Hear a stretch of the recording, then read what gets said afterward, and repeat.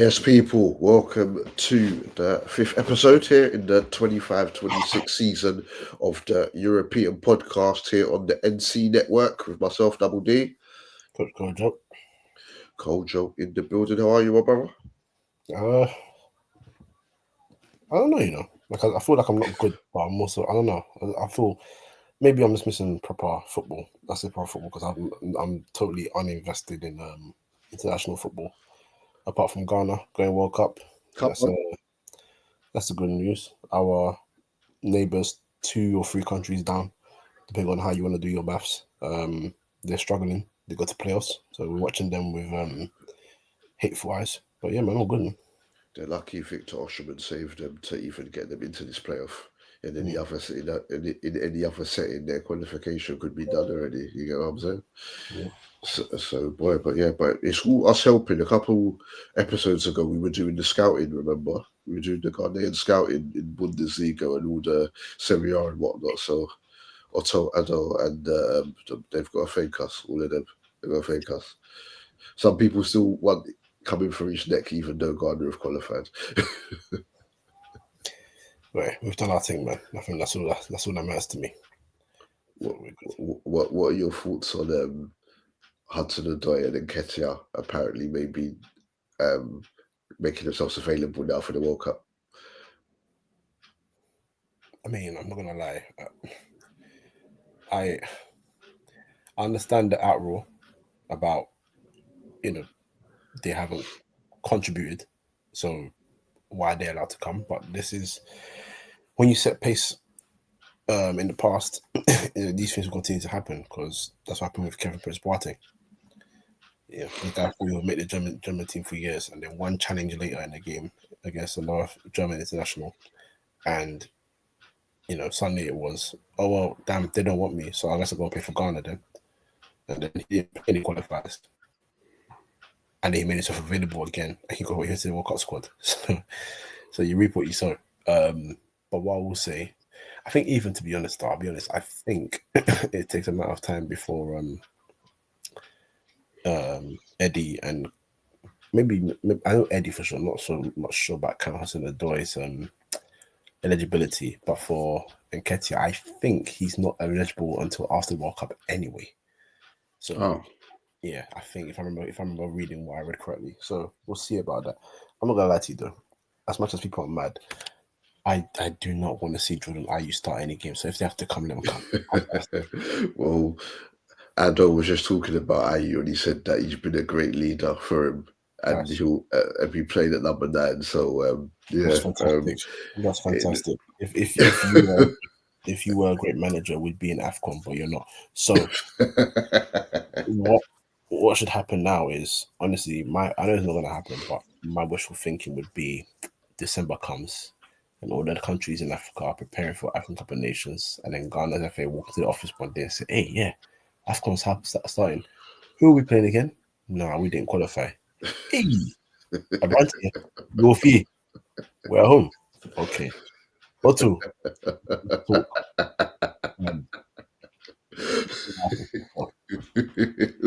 Anyway, we might have to release something different with that. That's enough international talk, enough Ghana talk to start. We're pressed for time, so let's get into the European stuff because that is what the people are here for. Now, we delayed this intentionally by about 5 days because of the international break. So then, obviously, this is closer to the new set of European fixtures, obviously, as the international break finished on, well, I would say Tuesday, but it's Wednesday more, isn't it? Because obviously you had players playing in South America as well.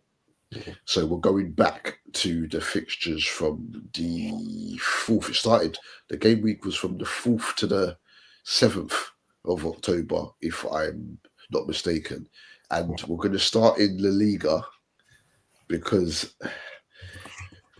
Real Madrid took a whooping in our last one, 5-2 to City rivals Atletico, and now it was Barcelona's chance to take a whooping. And I actually, because I was watching the Premier League football, didn't know what was going on until you messaged me.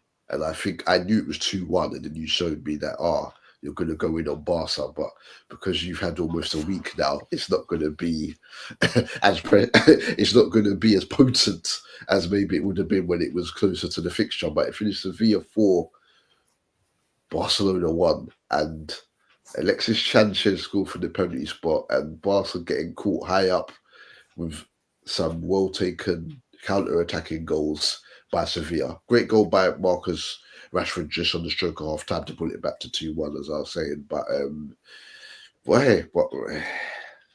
what to say? What to say?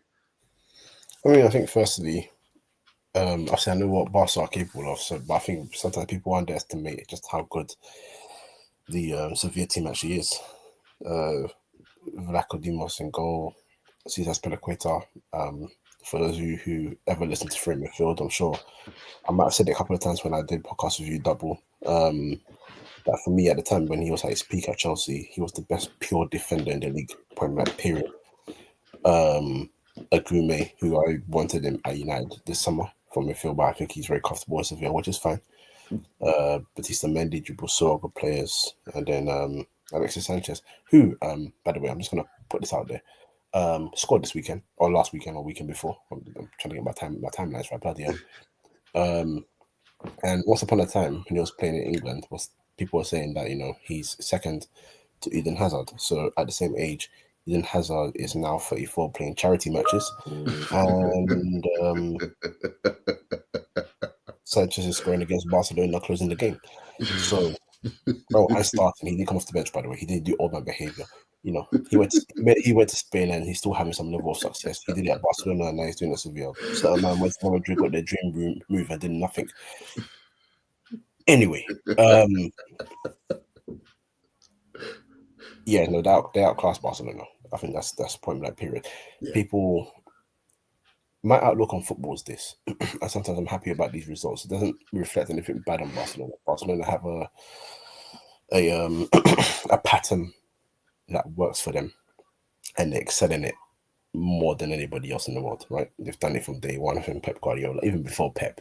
There's always been a Barca model, and they've always tried to be a certain brand of football, control and everything. But as football has evolved and teams have always just tried to copy and be similar and pass out from the back, controlling the ball doesn't mean you have control of the game.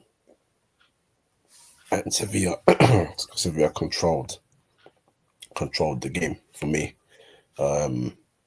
They had one less shot. They didn't dominate possession, obviously Barcelona did, but that's my point. They made sure that they were compact enough that the goal that they conceded from Rashford had to be a wonder strike, and he took it very well. But they dealt with every other, sort of pressure that Barcelona tried to give to them, and they were fantastic. And they were a threat on the counter, as you said.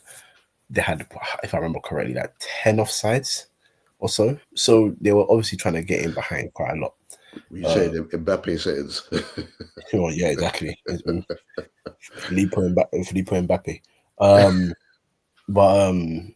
Yeah, no, I was very happy with that result.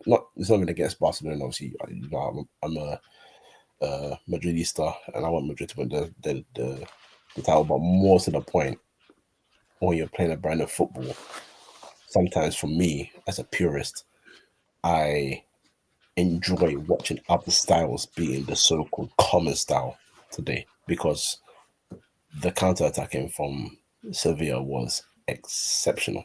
Well, top draw counter-attacking. Yeah, very much deserving. The defending by Arajo on for the penalty was diabolical, because he's pulling away, and then you clipped him as well, and then had the nerve to look astonished at the fact that it was given. I heard it was a good defender. What happened? I don't know.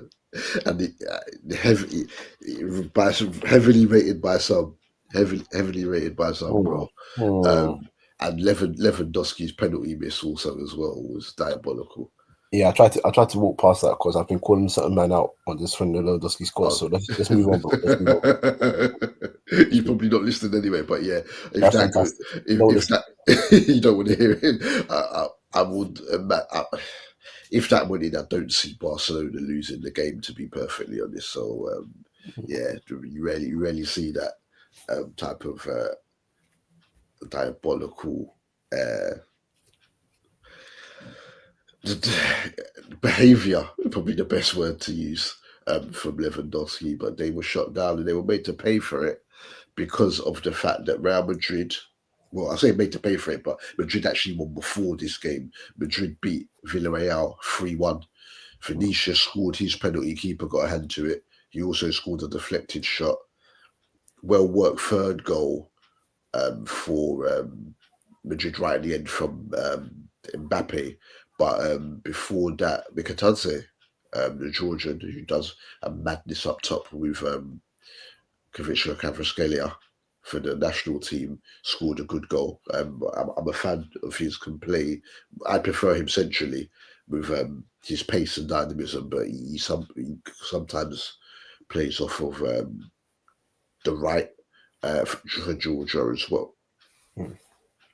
And though the goals were bar the third by Madrid weren't the best, they've bounced back in what could have been a tricky home game, which is the main thing. And Xabi stuck his middle finger up at me because obviously I cussed him. He was manager of the month, and I cussed him again for the thumping by Atleti, and now they're back to winning ways. Well, that's what you expect from Real Madrid, though, isn't it? Sort of like what we used to talk about back in the day with like United or Chelsea when they were dominating the league. When they lose a game, you'll be like, "Oh, the next team, I feel sorry for them because you're not winning." You know what I mean? So they bounce back very well. I will say this though: if I'm Villarreal, I am disappointed in Mourinho. I just remember my Spanish, Mourinho, because oh yes, yeah, the sending off, of course, yeah, because it's 2-1, and then 4 minutes later you go and get yourself a second yellow and get sent off. It's you set it back big time there. You know, you've got a goal back. You maybe start to build a bit of momentum, build some confidence, and then you go and do that. So that was a letdown. But at the same time, I still watching the game. Thought Madrid had a goal in them anyway, so maybe we're talking about a 3-2 instead of a 3-1. But yeah, bounce back, good win. On to the next one, isn't it? Right. Atleti dropping more points, 1-1 draw against Celta Vigo. Every time I think these guys are going to go on a run, then they seem to have a bad result. Not the latest goal, but obviously Clement Lenglet didn't help. Atleti's goal came out on a counter-attack and it's own goal by Starfelt. Then Lenglet sent off for nonsense. And we've spoken about him from many years ago on here. We were never the biggest fan of him anyway. Got his Barca move and then repeatedly loaned out since getting that, but we weren't the biggest fans of Clement Lenglet anyway. Tottenham, who's he been on loan at? Tottenham, Villa? Goodness. I can't remember, someone else. I can't remember. But yeah, he was sent off and then not the latest equaliser, in the 68th minute, Iago Aspas made it 1-1, still scoring goals. He must be like 38 now, something like that. Obviously, he's moved back in the day to Liverpool. Didn't work under Brendan Rodgers. But yeah, Atleti, you seem to be asking the same questions about Atleti. Dropping points. I don't know. I honestly don't know. I know. They're not great. They're not really good, in my opinion. Look, but I'll keep saying it week in and week out, regardless of the result. Simeone's their time is up, man. It's been up, and that's not me. If it's your first time listening to this show, and you're like, how do you get? He needs to go from a 1-1 draw. I've been saying this for a while, like a long while. Because you can't go and get a result like he did against Real Madrid, like that, and immediately just drop points the next game. Yeah. You have to carry the momentum on. You've beaten your biggest rivals. You have to carry the momentum on because you close the gap down. And of today speaking, they're back now to 8 points being the gap. You scored a lot of goals, but you've also conceded a lot of goals. You conceded more goals than you've had in the league. I think a lot of teams have done that this year. I think Madrid included and Barca actually. But if you are going to be serious after giving them a spanking the way you did, you need to push on with being more serious. And you've achieved two things here. Celta Vigo have got their 6th draw this season. They don't need to not win this season in the league. But also, you, despite their abhorrent defending, you only scored 1 goal. and it was an own goal. You didn't achieve it yourself. Great pass by Griezmann, but the end result was an own goal. Yeah, I mean, look, I've not been convinced by Atletico for the last 2 years, and it's weird because obviously when they go into the ACA Champions League fixture, when they played you guys, I had the feeling they'll pull it back against you. I wasn't sure if they'll win though. A couple of years ago, if they had pulled back that game, I would have said Liverpool are in trouble. Yeah, you know what I mean. When you scored the winner, I was like, You know what I mean, no matter what theories people have about Liverpool and the last minute winners this season so far and all that stuff, there's something that's just very uncertain about Atletico Madrid. And they have spells in games when they go crazy. And I don't want to say the game against Madrid was a spell, but they had a burst of craziness and they just went off and scored goal after goal after goal after goal after goal.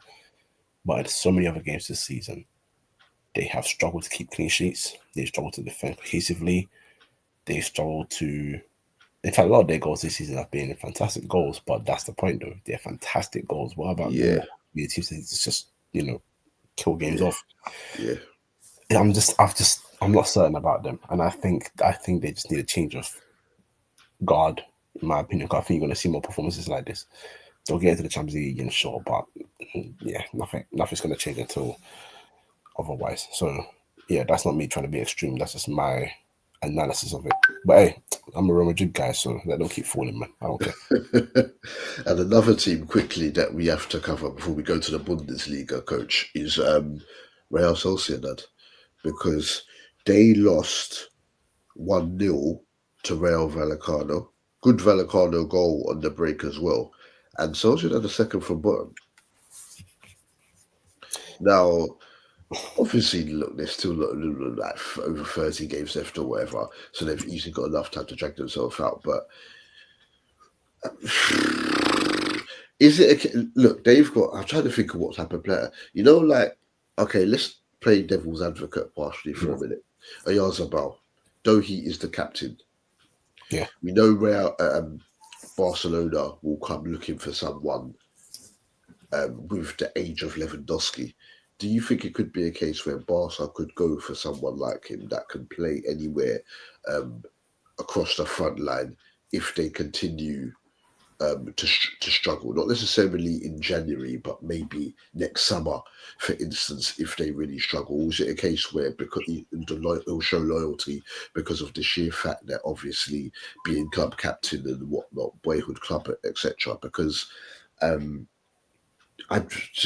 they're usually a team I expect things from. That if we look at, and it's not even like the points tally of some above them is outrageous, because we've just spoken about Atletico. They're 6th, 8 points adrift from Real, and they slapped Real. So you get what I'm saying. So it's like maybe it's a case where a couple of wins for Sociedad, they could get themselves to a decent position, or maybe it's a case where they don't know how to react to this because they're not regularly in this type of position. They're normally much higher, even though it is still quite very early in the season. I mean, if you look at their results, I'll say losing to Barcelona and Real Madrid, there's no shame. Yeah. Losing to Vallecano and who's the other one? Oviedo. There's so many Reals in Spain. Gosh, Oviedo as well. And then I will say they started the season with 2 draws. Am I right in saying that? Yeah. Yeah, two draws. Yeah, they lost. Yeah. Like, I know that's where you're like, these are games I expect you to get better results in. I don't think you're wrong in saying that.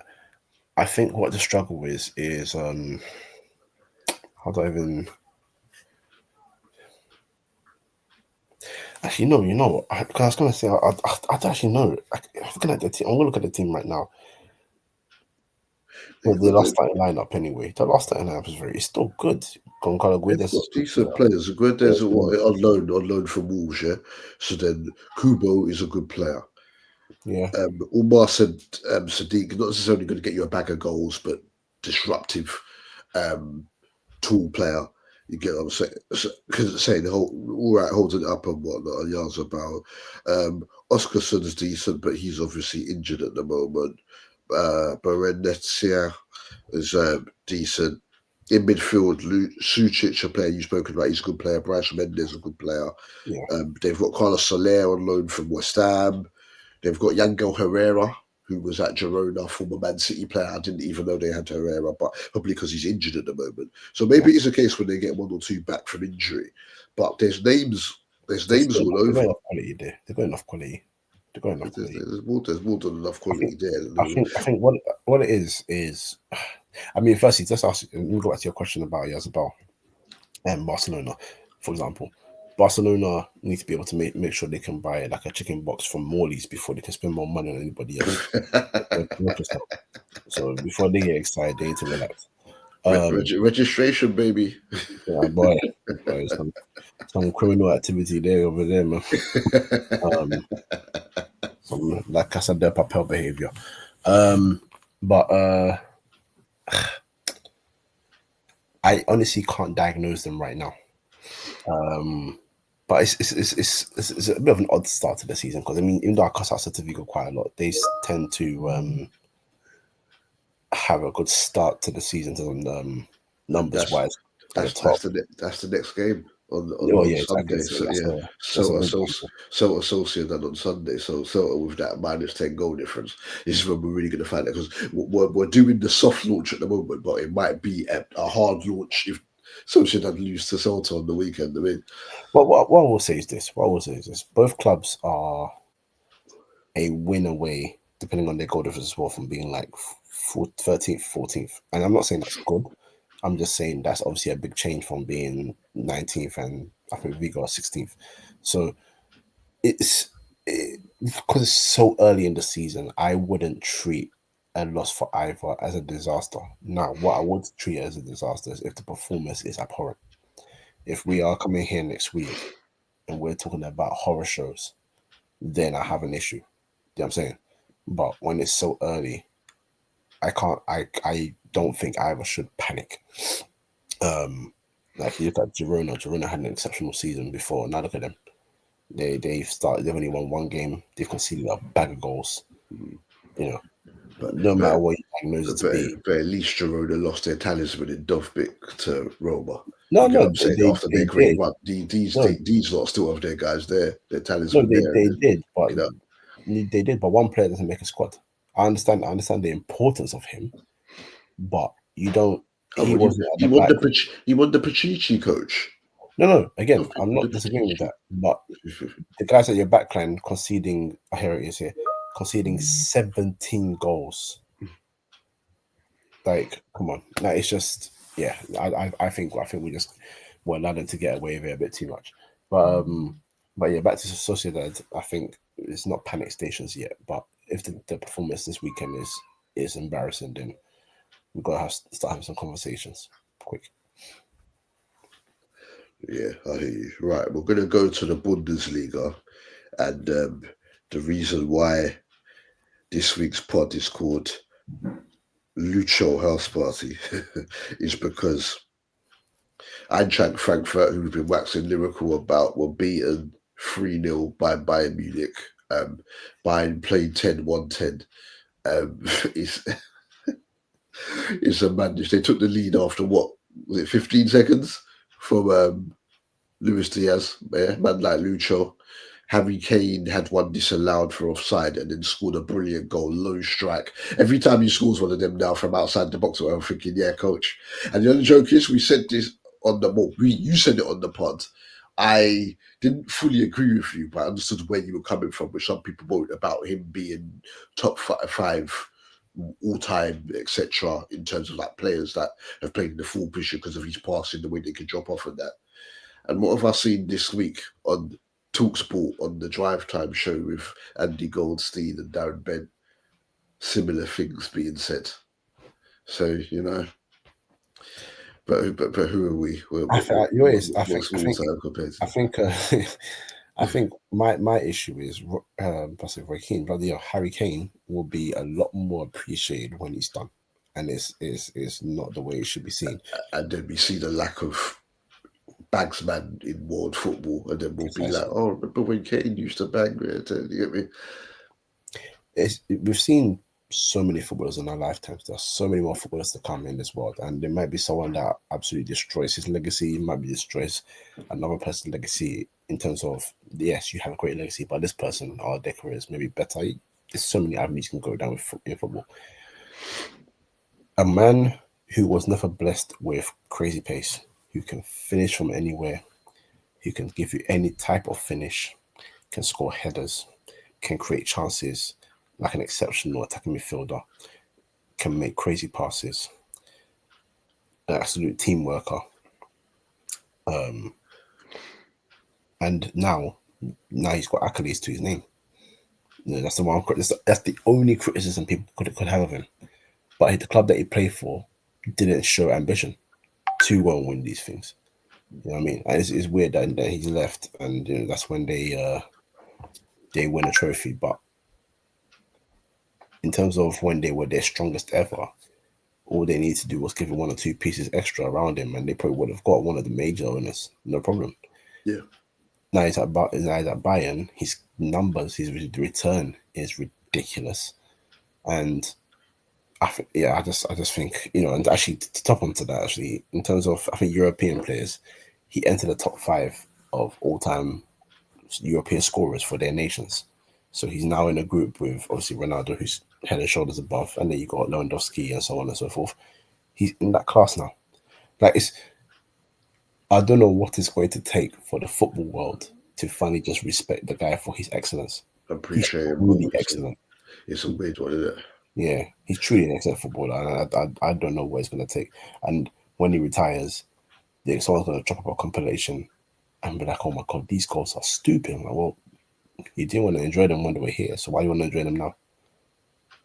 The funny thing with it is that, for instance, obviously you've been on the show numerous times. Harry Kane on our show, on the radio show, bar when Darren T comes in and being a Tottenham fan, a lot of the time the only person who's backing it for him is me. Even though I don't even care about Tottenham like that, but I tried to speak like the truth. I tried to be legitimate as much as possible. People are saying now what Kane's doing only matters now because he's doing it for Bayern Munich, who are a big European, a massive European side. And there were reservations. Like when I would say that he was world class from how many years ago, then you'll get the likes of Goliath talking about comparing him to R9 and Romario and them guys there. But I said, we're talking about now, who's world class now. We're not doing all time great. If I said all time he was better than them, then that would be a different thing. But I'm talking about now. You do it with the pieces that you have at hand. Who's world class at that point? The status quo. You get me the hegemony. You get what I'm saying? Yeah. And so what I don't understand is that if people had reservations about saying that he was world class, people unequivocally in some areas, not all, but some areas are saying Isak is. But bar the League Cup, what would Newcastle have done in terms of that would make him be looked at Newcastle differently to what Kane was doing when Kane has obviously 6 years older, but the amount of international goals he scored, though obviously some of them have been against bums, whether you like the fashion he did or not. Golden boot in the World Cup in 2018, you get what I'm saying? And then he was, before Højlund come along, I'm sure he was the fastest man to 10 Champions League goals, if I'm not mistaken, or something like that, before Højlund came and smashed up that record. So many records and whatnot he's done, so I don't get that. So he was doing what he was doing, and you had reservations about saying how good he was. But then Isak, and this is even before the Newcastle League Cup, when people were saying that world class, you could only talk like Lewandowski and such could talk to him, and they felt that he was a better all-round player. I don't understand it, but yeah, it will be a continuing debate, especially on our radio show as well, because I know D-Man's feelings on the thing as well. Sammy won't be quite as vocal within the case, but yeah, I don't understand it. I don't know what he's done, man. maybe he pissed, maybe he annoyed them in the previous life or something like that. Wow. As far as I'm concerned, they will learn, quite frankly, to respect him. They will learn to respect him. And all that R9 talk and stuff, you're never going to rate another footballer if you compare him to someone that's ridiculous as R9 or Thierry Henry. You're just not going to do it. You know what I mean? And Harry Kane is not, and he was good, but Diego Costa or, you know what I mean? Diego Costa was good, but you're not going to talk about him as an all-time great next to ABCD. Harry Kane's an all-time great already, in my opinion, and he'll be respected when he's done. But yeah, man. But yeah, and then the Lucho house party continued as he smashed in the third goal in off the post. I don't know where his composure's come from Diaz. I would have had no problem with him staying at the club if he showed that consistently at Liverpool. You get what I'm saying? There's only one disgusting miss I can recall, though still very early in the season for Bayern so far. Otherwise, he's just been on it. Maybe because he's being paid more. He's looking a bit more lively. But yeah, he smashed that in off the post. Mahoya, our friend, was unlucky to have a goal disallowed, which could have changed things. It was a great strike for Frankfurt, but Bayern, who's even, let alone they're going to win the league, but who is even going to take points off of them, coach? We've got the Klassiker this weekend, but I know how you feel about Dortmund. Could Dortmund get something in the Klassiker on the weekend?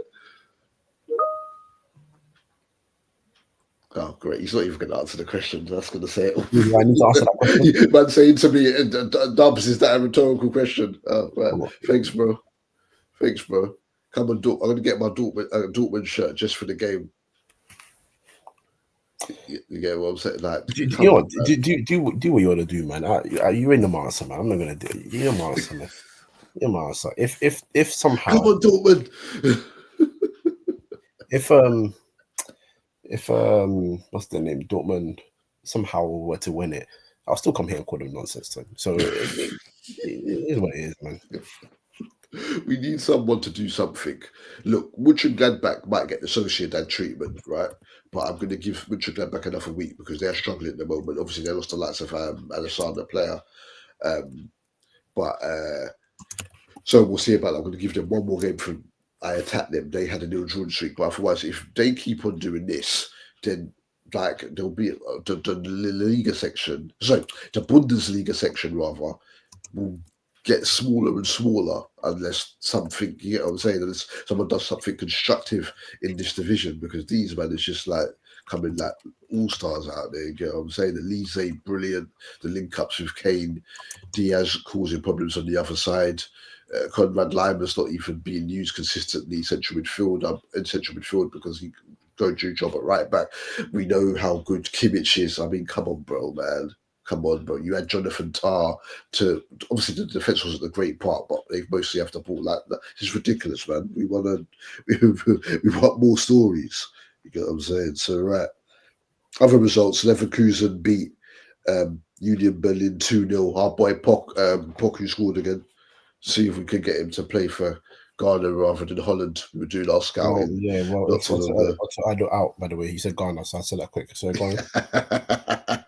Dortmund and Leipzig 1-1. Baumgartner scored again against Dortmund.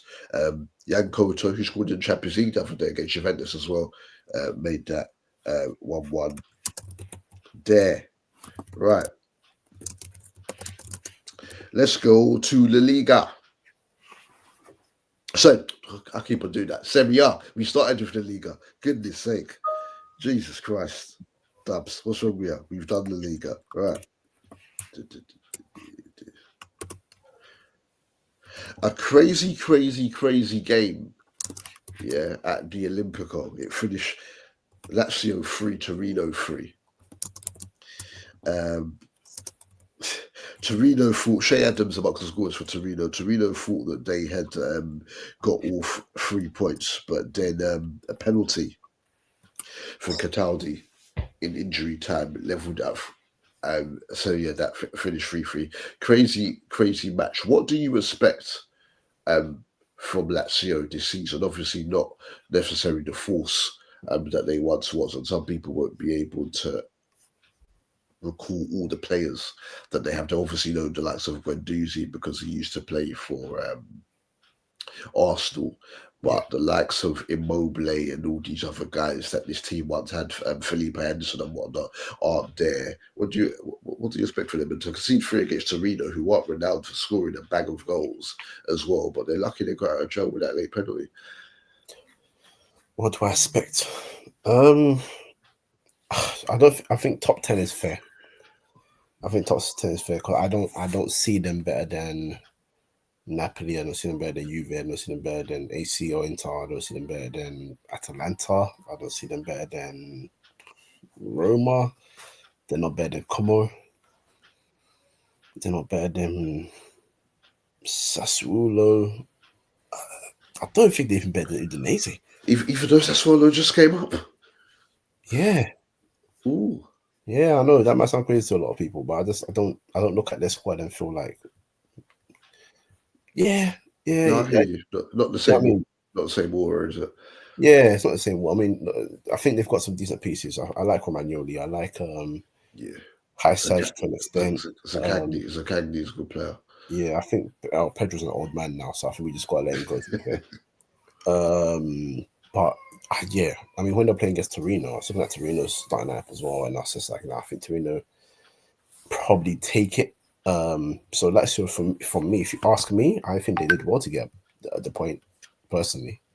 But you know, they went ahead after going. Obviously, they went behind and they pulled it back, conceded, and then conceded again. By the way, I'm just gonna say this: if you concede goals to Che Adams, you got a problem. But anyway, liberties. Leave Shane McAdams alone.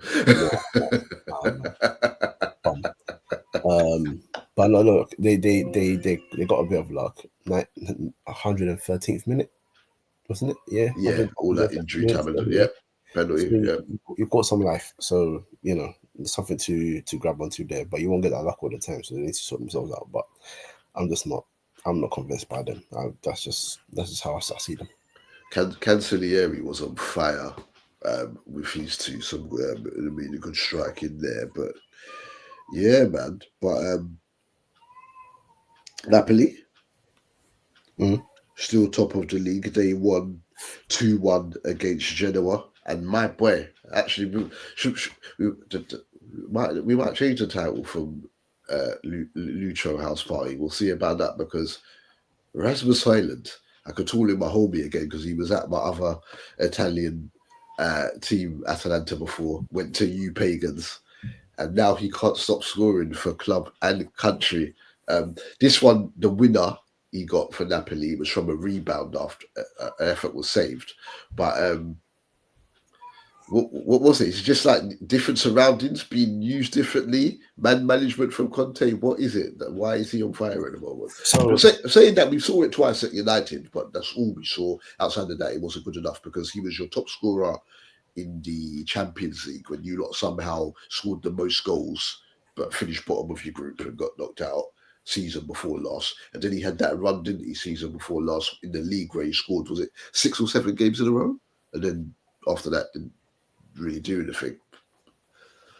So for those of you who remember, his first season he had a couple of decent goals. Obviously he struggled to get goals in the Premier League, but he was scoring a decent amount of goals in Europe, like you mentioned. What I saw, or how I analysed him, was I never thought he was bad. I've always said, when I say it's time for a player to go, it's either one of two things: either the move just hasn't worked out, or you're not suited to the league, or maybe the team just isn't suited to you. And I said many a time on many different platforms that you'll see him making really good runs and players will just not putting their heads up. There'll be times where he'll be cutting into a dangerous area in the box, and Anthony will be coming in from the right side, and Anthony just doesn't put his head up and look for that pass, and he'll play all the way to the other side, and you don't create a chance like that because you're not feeding on the runs that the guy's making. Eventually, the player felt like he started to get, just like many other teams, and to get more involved with the play. So he was trying to do back to goal, stay strong, ball to feet, get more involved. That's not his game. It's never been his game. He's a pure, I want to score goals type striker. You know what I mean? So when United let him go, I was happy because I was like, it's not going to work out United. But I was also intrigued to see what he'll do in Napoli, and I think he's getting service. That's what it is. There isn't a striker on this earth that will keep scoring goals for you if they don't get a bit of service. They need service. That's what strikers require. They need service, and he's getting service. You know what I mean? So then, if you give a striker service and they keep missing, then you blame the striker. But I couldn't lay blame on him. A club at United where you're playing so many inside forwards, and then Bruno Fernandes, who you don't know what kind of pass he's going to give you because he's very what's the word I'm looking for? Unpredictable, or what you can say unpredictable, which is you can use that in a positive way and also as a very much a negative way. You know, you don't know what you're going to get from him. So with someone but, like but Bruno doesn't really play like that for Portugal, does he? Is it because he thinks that there's better quality around him, so he doesn't have to try like he's probably been threatened by Cristiano Ronaldo a number of I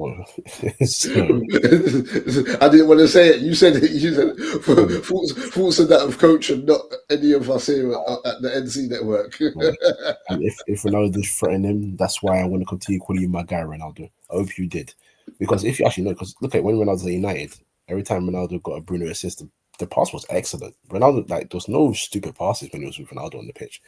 But since Ronaldo left again, he's like, oh shit, I can start doing what I want to do again. So I'm hoping Ronaldo gives him a slap every time he sees him in Portugal. Like, don't do this. What we did. If I ain't watching, I'm watching you, bro. Don't do that. But yeah, no.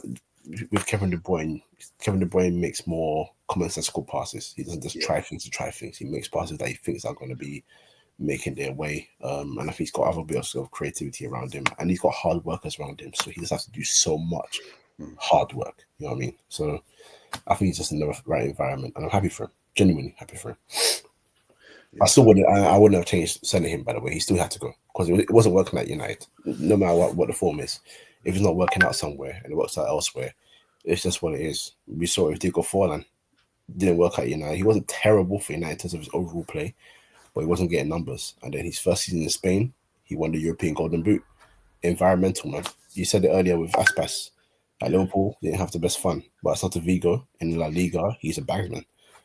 Environment. And he even did okay at Sevilla before that, when after leaving us. You get me? But yeah. So Inter 4, Cremonese 1. Bonnie got a goal and 2 assists.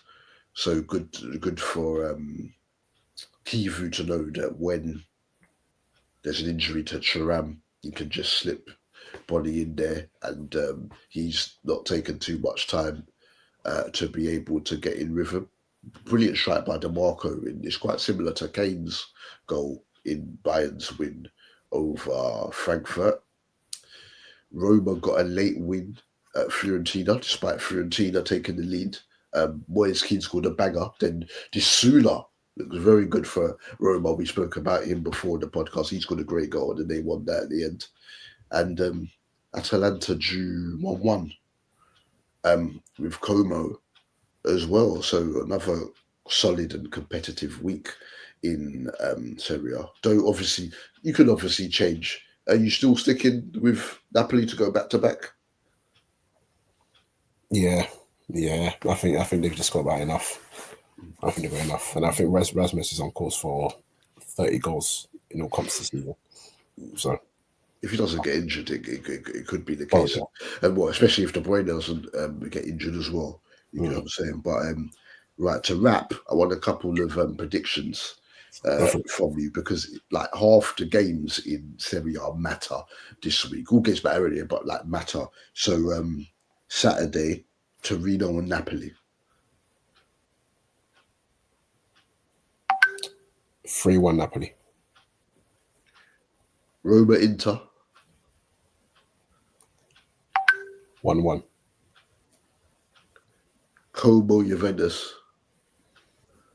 2-1 either way. Man sitting on the fence. Atalanta Lazio. Oh, Atalanta 2-0. Yeah, I think 2-1. and Milan Fiorentina. 1-1. 1-1, yeah. I'm going to go for a Fiorentina win, actually. I think a penalty is going to be saved or missing this as well. Pulisic missed it. Juve and Milan drew 0-0 also in the game week that we were just wrapping up. Pulisic missed a penalty, and Rafael Leao had a good chance at the end after a brilliant pass by Luka Modric, but he missed there. So, yeah, big pressure on those two. They've not got easy fixtures, as we've just done the predictions for coming. So it's going to be interesting. But the Liga is going to be, or at least that's going to be much more competitive than the Bundesliga. Unless Atleti sort themselves out, then it's going to be another Real Barca race. But we will be here weekly, obviously, to go through things for you guys. So, yeah, that's it for this week, people. Can't you want to plug anything? Otherwise, we'll wrap up. Style of play, I guess, is what I'm on with Theo, and Chop with Kojo on TikTok. That's it. So, I'll be back with a long plug next week, but this week I will leave it. But if obviously you're watching on YouTube, the ads are on there. But yeah, so yeah, that's it for this week from us here, me and Coach for the European podcast here on the NC Network. Thank you very much for listening, people. Stay safe. Thanks for listening.